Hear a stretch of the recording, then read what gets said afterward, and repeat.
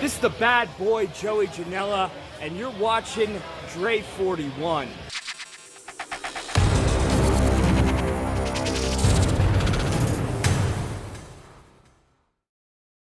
But no, what y'all been doing this week? I know, Sean, you've been getting the new generation joints out. But yeah, I got the itch again. See, you should be on the green brand, man. Well, dude, I would like to get an Xbox Series S, but just get an Xbox One. They cheap. Yeah, but isn't the Series S the same price? If you can find one. Man, I got somebody in Nepal.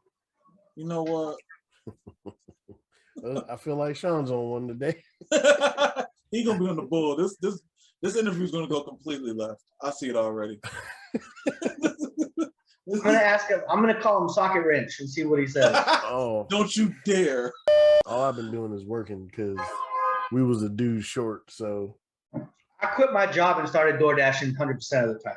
Wow. Oh, you serious? Right? Yep. Oh wow. Why, you didn't like it? Bro, it was toxic. It was some bullshit. Plus, they're trying to force me to get vaccinated.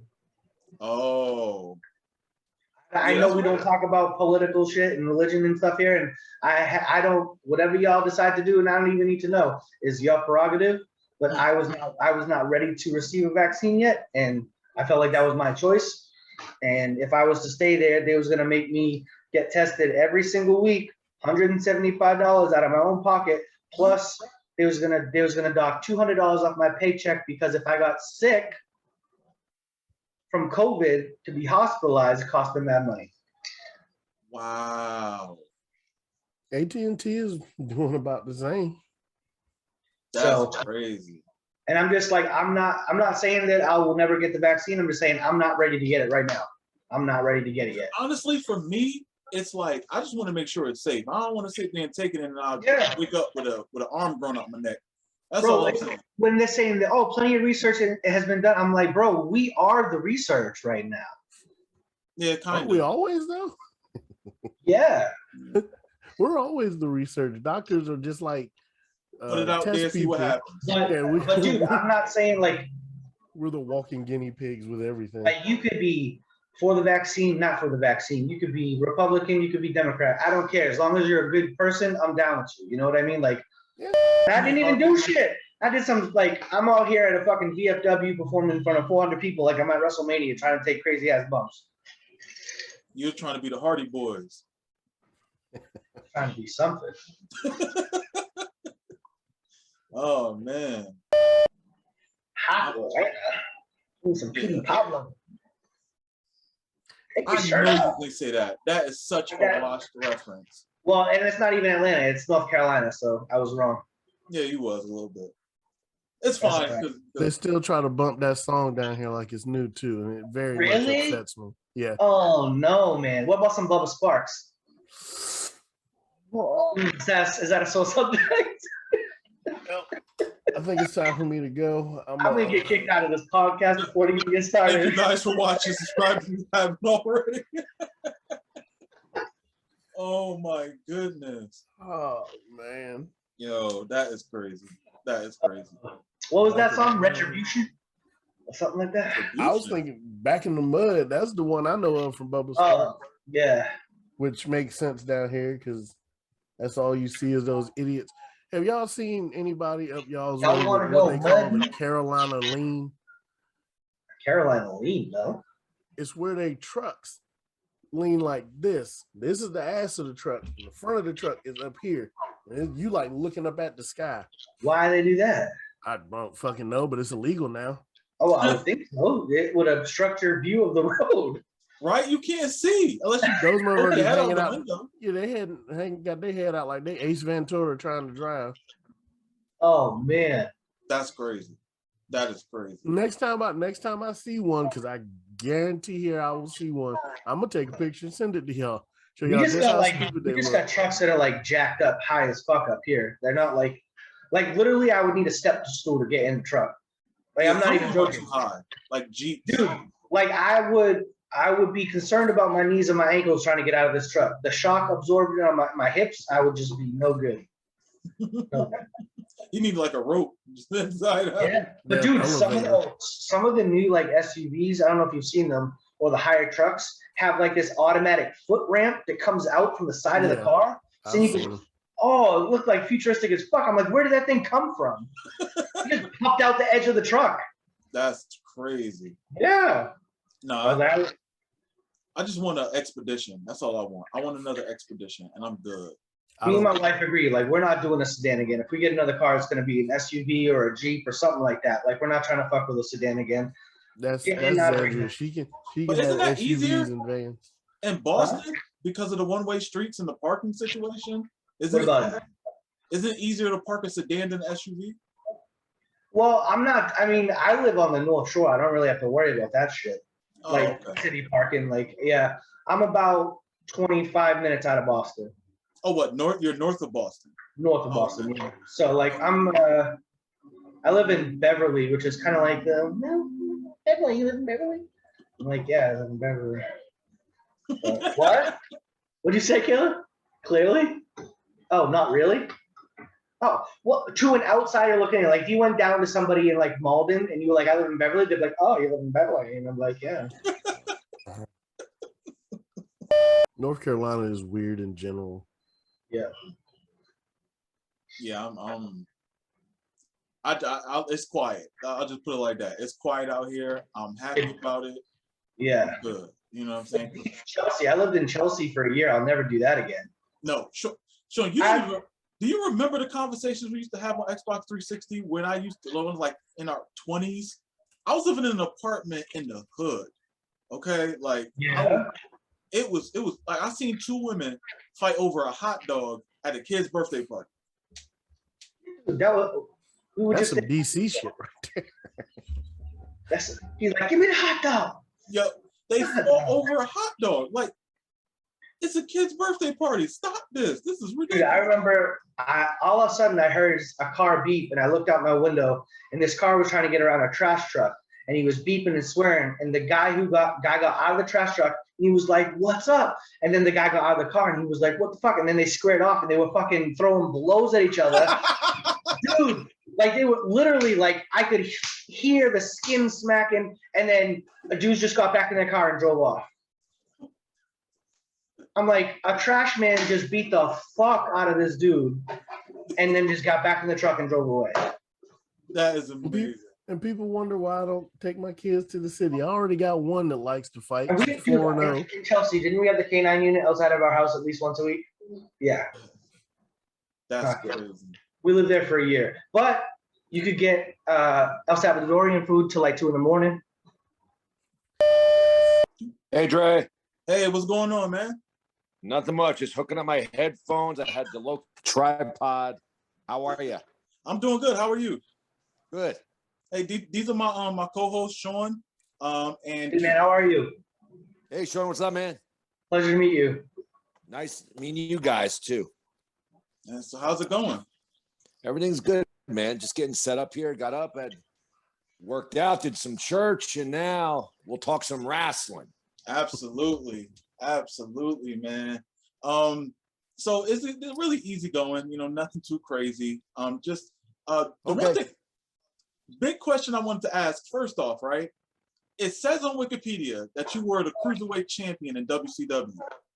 Were you cruiserweight size? Technically on paper by weight, yes, I was, but I was a lot taller than a lot of the cruiserweights, so I didn't look like a cruiserweight. But if you went by weight alone, yes. Oh, so wait a minute. So what was the cruiserweight and now size? I'm bigger than that. I even forget what it was, but I was like, when did you really get involved with wrestling? Is it the past 20 years, 10 years, 15 years? Because the business has morphed so much. Like I have this conversation a lot with people. I was the smallest guy on the shows for the longest time when I broke in, and even WCW, I was one of the smaller guys. It's changed so much to where a lot of the guys are smaller these days. I'm actually one of the bigger guys now. It's just one of those weird things on how wrestling's changed. You know what I mean? And it enables me to do more big guy stuff, which comes in handy at an older age, you know, as opposed to flip flopping and flying around. But it's cool because I have done that style in the past. When guys want to do it with me, I know how to base and how to take for it. So it's it's really a cool dynamic. But yeah, I was definitely cruiserweight size back then. I competed in the first ever WWE light heavyweight tournament that they had, or WWF at that time. Yep. But it's just the business has changed so much where smaller guys have gotten in, and I'm one of the bigger guys now. It's nuts. I mean, did you ever expect that to like that change within the business itself, where like the prototypical 300-pounder was your base wrestler, and now it completely flipped to where you don't really find guys that size anymore? It's no one saw it coming. I always thought, being a fan, watching it from the outside in as well as the inside, I always thought there would be these, levels. You had your heavyweights, you had your cruiserweights, you had this and that. And now there's more cruiserweight guys, or guys that would be 90s cruiserweights, than there are like, the 90s heavyweight guys. You know what I mean? Yeah, that's I always say, like, the superstars of today, if you put them in a ring with guys from 20 years ago, it would just look like such a mismatch. But I mean, to be fair, a lot of the guys that we see on TV today are fans from back then. Sure. Yeah. So, I think a lot has changed with like health, nutrition, working out, and not too many guys are gassed being up. that heavy. Yeah. And like fans like that, right, more athletic style too. I think too. That really caught on and stayed. Yeah. When you're these giant guys, right? At least for the most part, a lot of those guys aren't going to be able to do that style of stuff. There's something to be said though with taking your time and telling a story, and sometimes less is more. But if you're one of those guys that you're smaller, you need to rely on that speed, rely on that flash to kind of get you over. Then that's. And that was me. Yeah. Breaking in, I was the smallest guy in all the indie shows, and I was doing all this crazy stuff, like killing my body week to week. But that's what I needed to do to stand out at that time. Yeah. Did you like that style, or do you like? I love that style. I still like it, contrary to my bullshit character. I do. I actually love that style. I love basing for it, and I have fun doing the character I am now, because I could totally bury it. And when I do my shows and I work with guys of that style, I fall victim to that style. So it tells a story. Yeah. You know what I mean? Like I worked like my character will bash flippity floppity guys and garbage wrestling and yada yada. I did a show for GCW in, it was like May or June, and I worked with Ricky Shane Page, and the finish we did was me going through a whole bunch of light tubes. So that's stuff that I buried for months and months as a character. So the poetic justice of it was I fell victim to this style that I shat on for about a year. Yeah. So like with your current, the current era character that you have, when did you decide to switch it over from the Crowbar character to now the Devon Storm character? I had played around with that idea for years. You could go back to, I'd say 2006, 2007, and you would see the early me in the tights, but wearing the corset and the nose to earring, and it's more like hard-edged, gothy, whatever look. But at that time I was intermittently doing independent shows. I would do a few here, a few there. There were times when I would go 5, 6, 7, 8 months and not wrestle. I opened a business. I became a dad, and I was doing all this real life stuff, but I would still find time here and there to indulge in or wrestling. And I would toy around with these gimmick ideas. You know, like you see what we do now with the corset. I have my wife wearing the masks and those full gowns and all that. We were playing around with that for a long, long time. And, but I never really got into the character aspect of it, the interview, the promo aspect of it, just simply because we're doing independent shows. Social media was not like it was now, where, you know, if you want to get a character over and if you want to show the people what you're doing, we have the means to do that now by, you know, just by doing videos, putting them up. And if people see them, they see them. At that time, social media was not that far, you know, advanced like that. So I really never put a whole bunch of time into the character. Wrestling was something I was kind of doing for fun and here and there. Never expected to do anything larger than independent shows. So really never had the need to develop the outside the ring character. And then COVID hits, my wrestling fun is gone. There's no shows. And I start toying around with doing the character part of the videos, and it caught on. Yeah. Now talk to me about, you know, even before, you know, when WCW, you know, closed up. How did you get into WCW? Did you have a connection in there? Did somebody, you know, find you? How did you get into WCW? Well, at first, if you go back before Crowbar with the dark hair, before Devon Storm with the dark hair, which I did on Saturday night, I had made an appearance, I believe it was 93 or 4 on Nitro. Devon Storm, you could look it up on Nitro against Conan for the Mexican Heavyweight Championship. Really bad. Mullet, long hair, bodysuit, with the same outfit that I wore in ECW, you know, the zigzag lightning across the chest and all that. And at that time, I had just got a good reputation doing independent shows for doing wild and exciting stuff. So at that time, Nitro would intermittently bring in guys that were making a name for themselves out there, getting over out there. And Kevin Sullivan brought me in to work Nitro, and I did a few Saturday night shows at that time as well. One with Eddie Guerrero. Then I left for a bit, went to WCW, ECW, stayed in ECW for about a year or so, maybe 10 months to a year. Went back to WCW, just doing glorified job matches and stuff. Stopped doing that. But in that time, Dallas Page was a New Jersey guy, and we always talked. I've never been in all past interviews, this is so cool. Coming up through the business when I was new, the first 10, 20 years, I'm doing it 30 years now.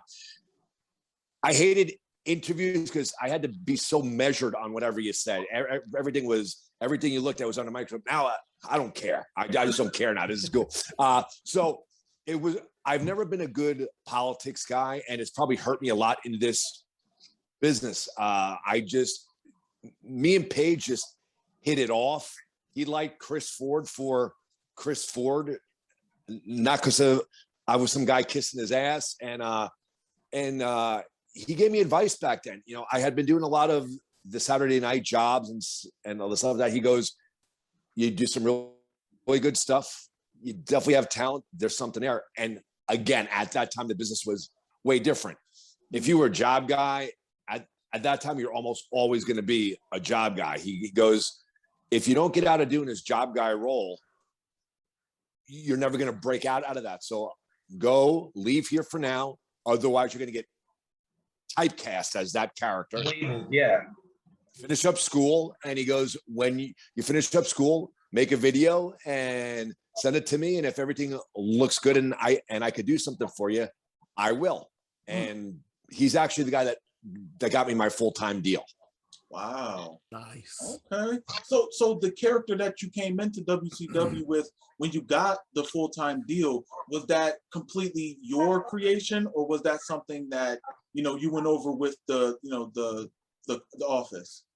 At that time, they were using me for the Saturday night show. I was still Devon Storm again, but dark hair, dark look at that, very dark character, gothy, really hard-edged looking character, and not just something that I came up with myself. It wasn't at the level it is now, you know, with the corset and the tattoos and all that, but it my character now is closer to that character than it is to Crowbar with the ripped jeans and the, you know, the goofy face and all that type of stuff. So I came in the Saturday night show. They kind of gave us a lot of freedom to develop who we were going to be. So that was just kind of a character that I had an idea for. At that time, about 6 months to a year before I signed, I had bleach blonde hair. If you go back and watch me on WWE a light heavyweight tournament, I had white bleach blonde hair. And at that time, there were a lot of guys with blonde hair. There was Edge, Christian, Test. There was a lot of guys blonde hair. So I made the decision myself. I said, I'm going to change the way I look just so I stand out better. And, you know, so that was really my own call. Oh, okay. That's what's up. So going through just with WCW, because I mean, you were there during the good times and, you know, towards the end, I mean, what do you think besides, you know, the merger with AOL and Time Warner, what do you think the other issues might have been to where just the ratings weren't up as they were? Like, was it just creative, wasn't just, you know, booking the way they were supposed to, or just too much politicking backstage? And I'd say this, I was oblivious. I mean, you know, stuff's going on, but when I was there, I was just having a great time. I had graduated school. I had my degree. However long this lasted, awesome, great.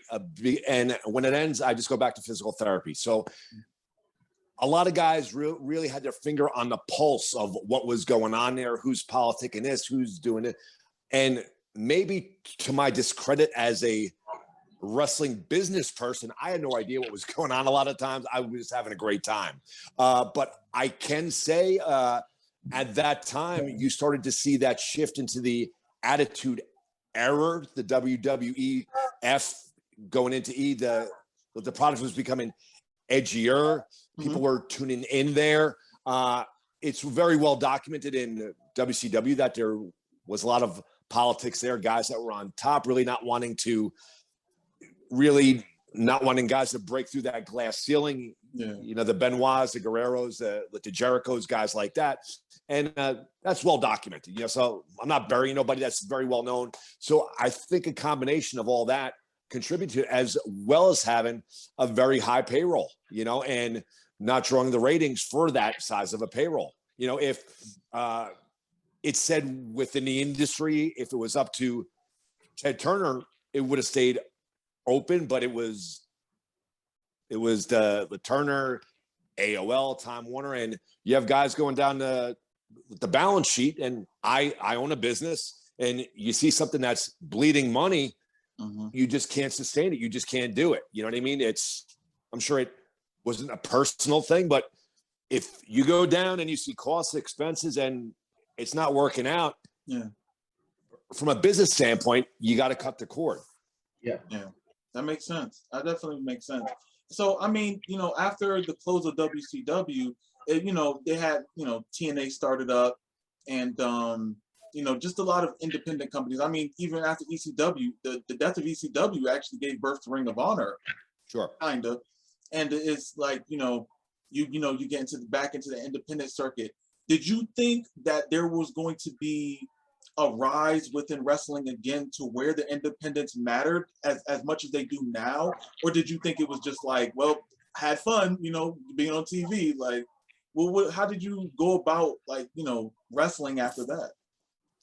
For me personally, I was contacted by TNA, and I was there for maybe 2-3 shows, maybe 4, a cup of coffee. And I was there and I was part of the Disciples of the New Church, which I thought looked cool as hell. As myself, Malice, who was the Wall in WCW, Wolfie D, and James Mitchell. I thought the faction looked cool as hell.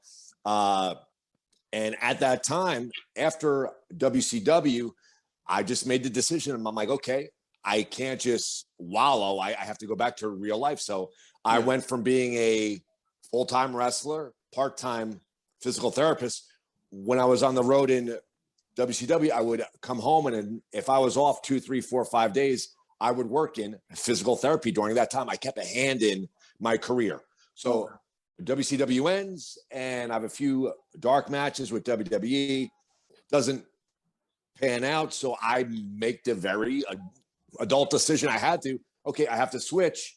I love wrestling, but I have to get into a real life now, and I'll still do independence on the weekend. And at that time, New Jersey, New York, Pennsylvania, the whole East Coast was loaded with independent shows. So it was pretty cool. I would work my normal day, Monday through Friday, and the weekends coming, and I would be booked Friday night, Saturday night, Sunday night. Went to TNA, had this cool thing going. I really loved the gimmick. I loved the character there. But I was told, they said, if we're going to keep using you, we need you to move down here, Tennessee. So at that time, there were other guys, they were flying in. There were guys that they were flying in, putting up, doing a TV, and flying home. And, that's their choice. It's their business. But it told me that if they weren't willing to fly me in and wanted me to move down there, that already my character is expendable. I'm not a guy they got to have. So I had to make the very adult decision where, okay, I had just bought a house, just gotten married. I had gotten a job with Health South, which was a huge physical therapy company at that time as an administrator. I had a great job. And I said, as much as I love that gimmick, as much as I would have loved to have been part of TNA at that time, I had to say no. And so I stayed very busy doing that. I stayed busy with the independents. And, like you say, there came a time when ECW was gone, WCW was gone. Everybody was trying to get into WWE, and everybody was trying to get in there. And I just saw that I wasn't those guys that they had to get. And there were guys going out there Friday, Saturday, Sunday, sometimes double shots on Friday and Saturday, really putting a lot of miles on their body and trying to get noticed and get out there. And for me, I saw the writing on the wall at that time. I said, this isn't going to happen right now. Let me be realistic. There's a million guys trying to get into that one door, and they're beating the hell out of their bodies. And I said, I have to take a few steps back. I continued to work for Health South. I eventually opened up my own facility, became a dad, got involved in that, still stayed involved with wrestling, but I had to look at the situation. Thank God I had my degree, and I had to take a few steps back just because I saw no matter how hard you kicked on the door, no matter how hard you knocked on the door, pounded with two hands, at that time, it wasn't going to open. And I just foresaw that. And it was my personal decision. I said, okay, I'm going to preserve my body. Maybe this is it for doing anything bigger. Who knows? Maybe not. But for right now, I'm going to step back. I'm going to be a husband, going to be a dad. I'm going to get my business going. And when I could fit wrestling in during that time, I will. Well, I mean, it's good that everything, worked out because, you're still performing. I mean, for multiple shows. I mean, and being on TV as well, not just WCW, but you've done Ring of Honor. You also spoke about GCW and just being able to be smart in your wrestling matches. I remember, even visiting for MoCap, everything you said, everything you do is being safe. Everything you do it safely, so you're not going to get hurt. It looks crazy, but it's if I'm doing it, it's safe. Okay, yeah, exactly. So, I mean, there was a match that you actually went over, and went over the psychology of with you and Sabu. Could you give a little bit of a description of just that match? It was a steel cage match, and it was you and Sabu. Could you give us a little bit of that story with you and him? And sure. You wanted to be safe, and him wanted to do what you want to do? First of all, again, not fashionable to say, and I just don't care. Huge fan of wrestling, still a fan of wrestling, in spite of what my character says. And at that time, it was post WCW, still a huge fan of Sabu and his style. So we were working for WWWA, 3 W's, yeah. WWWA, and they had done multiple events in Europe. They did one in the United States in Vegas. They did a few in Australia, and they did pay-per-views. So 2 months before or 3 months before this match, we did a no DQ match in Vegas. It's on YouTube somewhere. And all this wild stuff, yada, yada. I get the pin when LaFonzie goes to whack me with the chair and I duck. He hits Sabu. Old school finish. And then post-match, Sabu jumps off the Tron, drops both legs from me on the table. It looked ridiculous. It was crazy. So they let us know that they would like us to do a cage match in Australia, which is cool. And I had only ever done one cage match on Independence against Reckless Youth for Dennis Carluzzo's NWA. And we were told we would be the semi-main. So me and Sabu, who I'm a gigantic fan of, you know, right up there with me getting to wrestle with Terry Funk on the pay-per-view. So awesome experience right there. And we're in a cage match. Yeah. So I'm a very creative guy. When you were here, you can see I always think things out, and I like to see this goes to this, goes to this. I'm one of those guys. I can call a match in the ring and have it great, but I'm very Randy Savage-esque, where I like to write down and create. And all right, you were you said it was 2 months before you and Sabu were getting ready for the cage, and you were in your head with your wanting to plan and create and stuff like that. Cool. Give me one. Just let me fix the tripod. Crapped out on me a little bit. Yeah, and that was my fault about the it going out. I was trying to get it Don't worry about it. Last for more than 40 minutes, you know. No worries. No worries. Right. We get it. We get it. Yeah.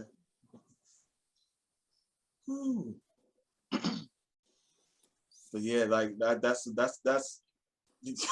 I swear that game is something else. What game? Oh, what, Sean, you said what game? Me? Oh, I thought you said what game. I'm sorry.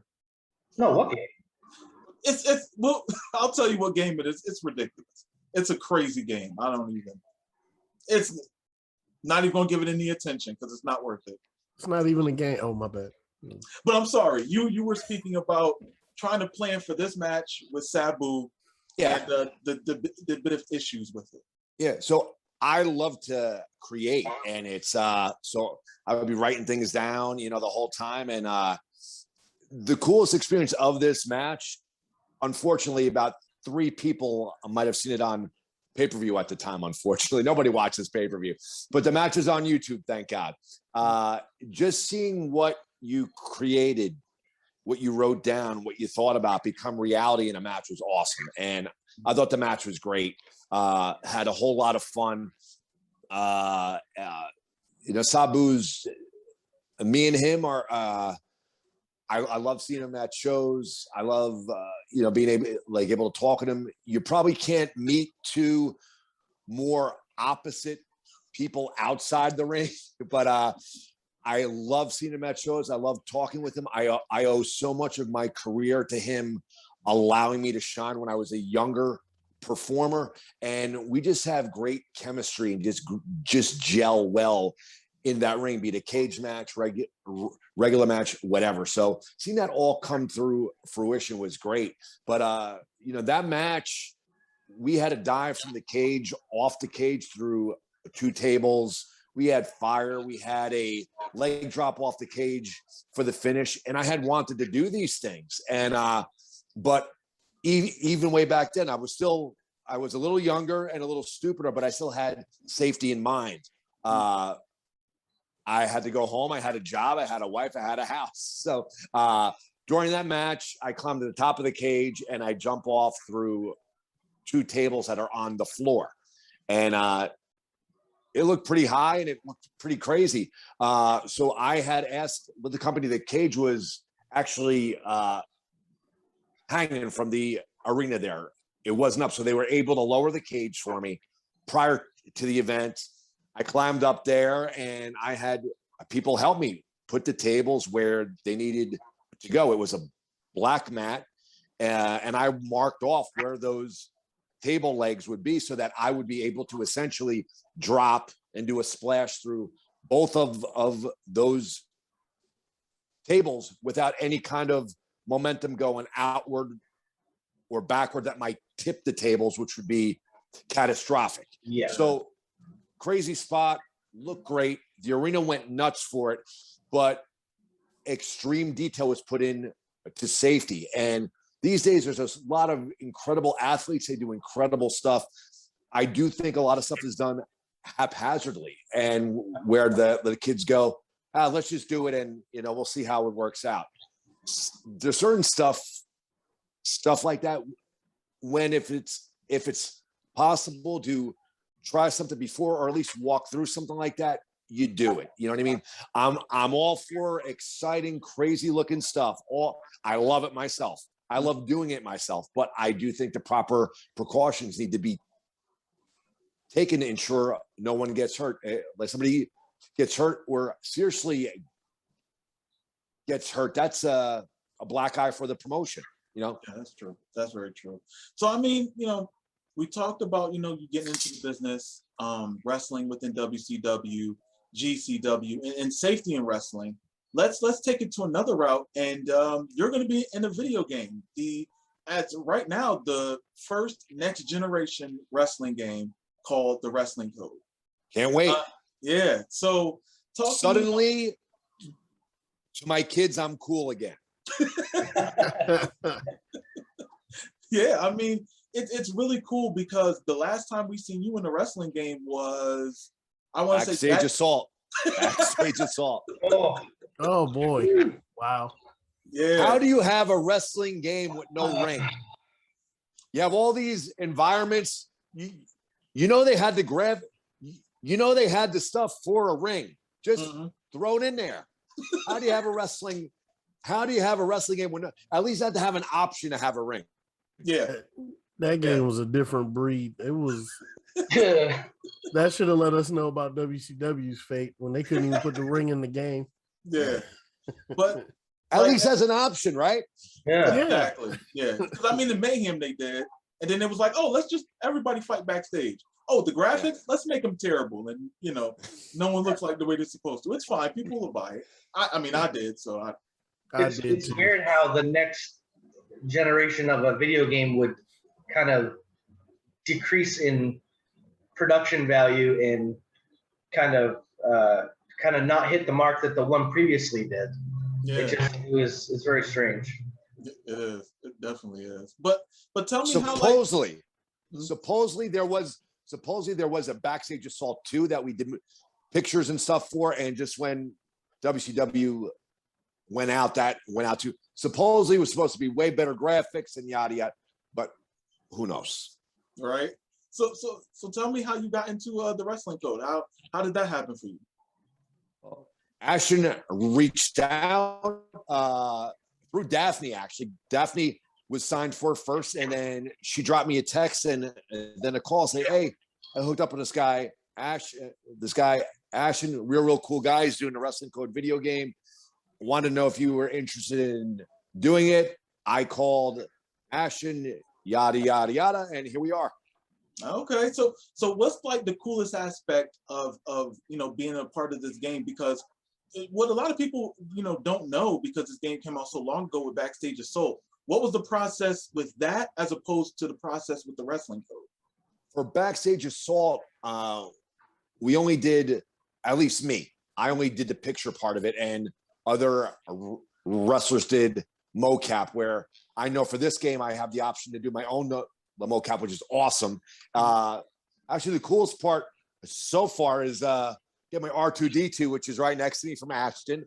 And actually, it was a really fun night with you guys. That was probably the coolest part so far, was hanging and seeing how you guys did all the stuff with the headgear and little sensors. And I got to meet a couple guys for the first time, which was kind of neat. And I know mocap is in the future. I've seen the clay things of myself so far. I sent the pictures to Ashton, and I've seen like the clay mock-ups. I can't be released yet, but it just looked freaking cool. I can't wait till they come out. Just the whole experience. I know there's more to come.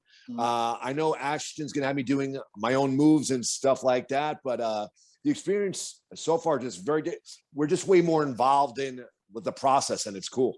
And just to let you know, I actually finished up your character designs yesterday. Really? Yeah. So you should be getting an update pretty soon. I can't wait to see it. Yeah. So it was pretty fun. Not too difficult. Not too difficult to do. But yeah, I actually seen your base morph already. So just like what you were saying, yeah. So it's coming out really good. I really like it.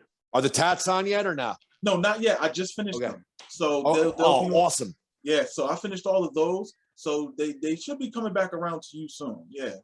That is awesome. Yeah, and I mean I think it's so cool to have guys who, you know what I'm saying, not just current guys, but guys who, you know, been in wrestling for a long time who haven't really been able to get put in a really good wrestling game. So that's really cool just to have like characters like you. And it's not just, you know, wrestlers from one company. It's wrestlers from across the globe.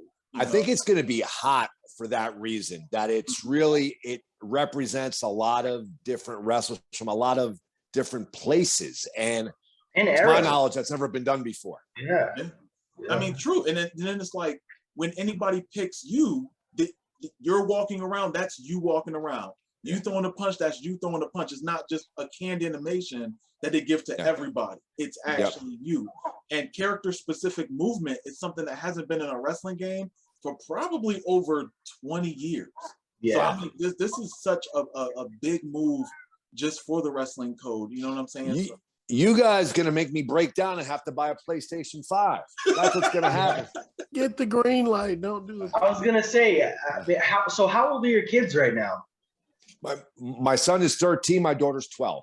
Oh, so this is perfect. This has to be really cool because when you were in a video game last, they weren't even around. Yeah. They've seen it. To have something coming out on such a high quality platform with the production value that it is, and having kids, I mean, that's going to be really rewarding for you to be able to present that to your family now. Absolutely. Be able to see you immortalized, you know, that's pretty awesome. I did most of my stuff the second day. And if you talk to Ashton, my kid watched and he was there with his phone. He was so psyched about the whole process. My daughter a little bit, but my son very, very much so. And so it's pretty cool. Yeah. Yeah. Do you play games with your kids? I do, believe it or not. I'm a big gamer. I love it. I love video games. I grew up playing video games.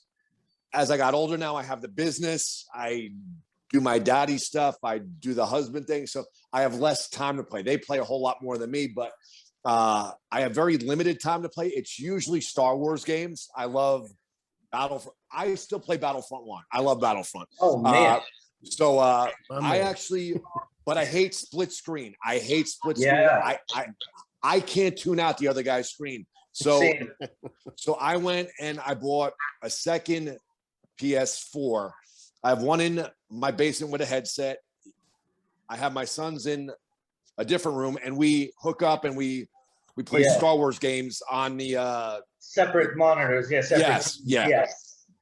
So it's usually Battlefront 1 or 2 or something like that when I have time. But I'm gonna definitely find time to do the wrestling code. That's awesome. We started to fall in order, and I just stopped doing it about 7 months ago. I'm dying to get involved, but that's more of a adventure game. So it's, I just haven't had the time to get sucked back into it yet. You know? Yeah. So like, as far as the Disney series go, The Mandalorian, you watch that? Absolutely. Yeah. When I was on, that was the Friday night thing in our house. That's what we got junk food, and it was Mando. Love it. Now, did you enjoy the first season, all of it, or were there? Oh, it was friggin' great. It was awesome. I enjoyed it. It was tremendous. The one thing that bugged me out about that was everybody was calling. See, right there, everybody thought that was Baby Yoda. Everybody. No, I fight with people now about that. It's not Baby Yoda. Yeah. So I mean, but it's such a cool show. The one thing I think that they messed up on was, you know, him taking his helmet off. You're not supposed to, right? I mean, Which time? Because he took it off twice? Yeah, he took, but you're not supposed to, right? I mean, if you're one of the, but he's not a regular Mandalorian either. For me, I thought it gave the whole series depth because being a Mandalorian, you're from the planet, but it's kind of a religion. And by the time you got to the second season, you had Bo-Katan and the other Mandalorians that took their helmet off. So in my opinion, slice of real life, you have many religions, for example, you could say Christianity that follow Jesus in a very different way. These Mandalorians had very different ways on how they thought they should follow their code. I thought it was a slice of real life. That makes sense. And also circumstantial. He had to take that off. Otherwise, he was going to die. You have a choice. And then at the very end with Grogu, he's handing this kid over to Luke. He clearly has a very strong attachment to him. It's, some may say almost like a son, and the kid wanted to see his face and he let them see his. So I thought it was deep, and I thought it shows how it really was a slice of life, how religions or beliefs aren't black and white. There's issues of gray and there's circumstances.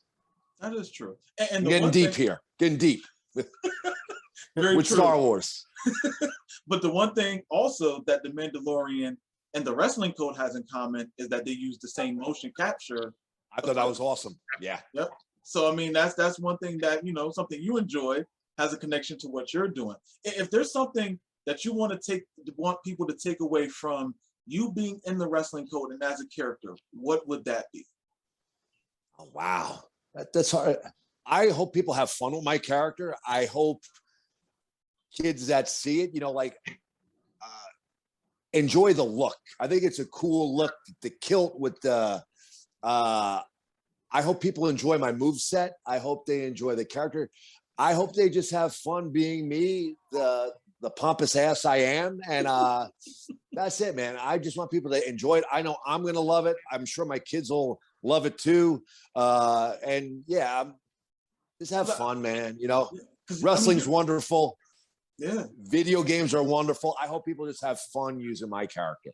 Yeah, I think that people will, because of the Wrestling Code, it'll get more eyes. Like if you don't know who a character is, like for instance, some of the younger kids can go back and let me see who Crowbar is. Let me see who Sabu is. Let me see what these people are. Give them a reason to get, well, for me, further deeper into my love of wrestling. And as far as I know, I believe in one way or another, fans will be able to use me as my current form and also my old WCW form, which is kind of neat. Yeah. And again, too, from the music you guys came up with, incredible. I've already used it on independent shows. Incredible job that you guys did. It was amazing. Taylor's amazing. Oh my God. Yeah, and another great thing is, once more people get to see you in this game, the booking prices go up. Absolutely. Inflation. Hey, they need an extra 50 on that, brother. Right? Need some extra. I need first class and trans. Right, exactly. But yeah, I want to say thank you for being on the show. I don't want to take up too much of your time. You can enjoy your Sunday, but thank you so much for being on. A lot of fun, man. You guys are great. Let's hook up again. I hope you come by next time you guys do mocap, man. Oh, absolutely. Absolutely. And hopefully you get to see your in-game character pretty soon. Like I said, I finished up your tattoos and your gear logos. So awesome. Yeah. So you should see that really soon. I cannot wait. Absolutely. Anything you want to tell the fans? No, just if you want to look me up at WCW Crowbar, hope you enjoy the promos. Don't take them too seriously. And like, again, I'm just having a great time. Very, very blessed to be able to still do this after all these years. And again, not fashionable to say I believe I'm the biggest wrestling fan going. So all this crazy tribalism out there in pro. Just friggin', you guys might be in the best time in pro wrestling in a very, very long time. Watch watch everything. Just friggin' enjoy this. This is incredible. Yeah, it's an incredible time again that I honestly never thought we'd see again. True, very true. Wow. Well, thank you once again, Crowbar, for being on. Man. Thank you. Have a Thank good you one. guys. Thank you very much. Bye. All right. We just got finished saying some cancelable things. Is that a word? Cancelable? I don't know. It's fine. But yeah. Cancelable offense. Yeah, there we go. Okay. Words.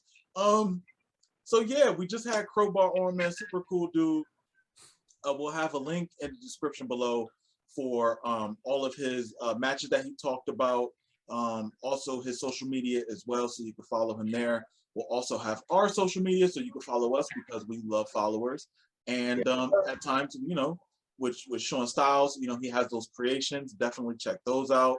With Ken Washington, he's always trying to bury my New York Yankees. So definitely No, just you on the Yankees. And that's just let him know that 27 rings and the Orioles 400 home runs in 2 seasons, roids. That's all I'm saying. You a hater.